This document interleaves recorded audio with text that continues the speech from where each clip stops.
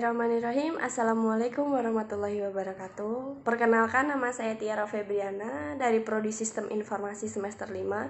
Di sini saya akan sedikit menjelaskan tentang penerapan metodologi pembangunan data warehouse. Tentunya yang pertama itu ada subject oriented. Apakah itu subject oriented? Subject oriented adalah data diorganisir berdasarkan subjek utama seperti pelanggan, pemasok, produk, dan penjual. Yang kedua, itu ada integrate.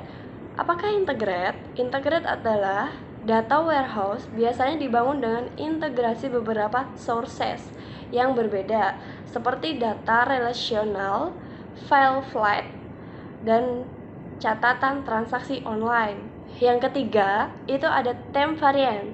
Apakah time variant itu? Time variant sendiri adalah data yang disimpan untuk menyediakan informasi dalam jangka waktu tertentu, misalnya data 5 hingga 10 tahun terakhir. Yang keempat, itu ada non-varianted. Non-varianted adalah sebuah data warehouse biasanya terpisah secara fisik yang ditransformasikan dari data aplikasi yang diperoleh di lingkungan operasional. Judul selanjutnya itu ada arsitektur data warehouse. Ada berapa sih arsitektur data warehouse? Di sini ada 4. Saya akan menyebutkan 4 tersebut. Yang pertama itu ada operational search system. Yang kedua ada ELT system. Yang ketiga ada data presentation area. Yang keempat ada business intelligence application. Data warehouse sendiri mempunyai manfaat. Manfaatnya itu di sini ada 3. Yang pertama ada berpotensi mengembalikan nilai yang tinggi atas investasi yang dilakukan perusahaan. Suatu organisasi harus mengeluarkan uang dan sumber daya yang cukup besar untuk memastikan data warehouse diimplementasikan dengan baik. Yang kedua, ada berpotensi mengembalikan nilai yang tinggi atas investasi yang dilakukan perusahaan. Suatu organisasi harus mengeluarkan uang dan sumber daya yang cukup besar untuk memastikan data warehouse diimplementasi dengan baik.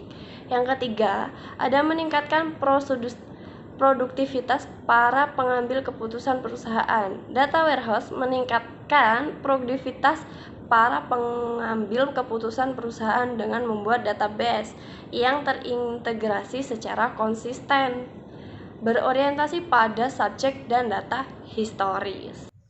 Oke, yang selanjutnya ada pendekatan data warehouse. Ada 2. Yang pertama ada metode Kimball atau pendekatan bottom up, yaitu pengembangan arsitektur bus data warehouse dimulai dengan pengambilan kebutuhan bisnis atau subjek area tunggal yang spesifik, kemudian dilakukan pembuatan data mart menggunakan pemodelan dimensional.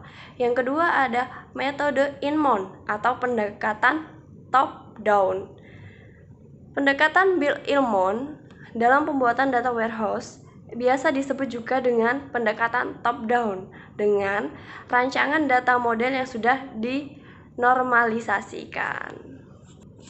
Yang selanjutnya itu ada metode perancangan data warehouse.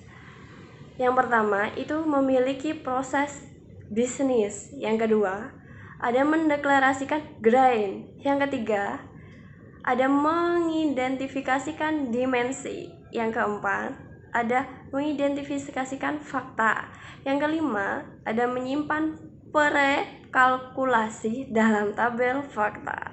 Yang selanjutnya memiliki durasi dari database dan mengamati perubahan dimensi secara perlahan. Sekian presentasi dari saya. Saya ucapkan terima kasih. Jika ada salah kata atau ucapan, saya mohon maaf. Saya akhiri. Wassalamualaikum warahmatullahi wabarakatuh.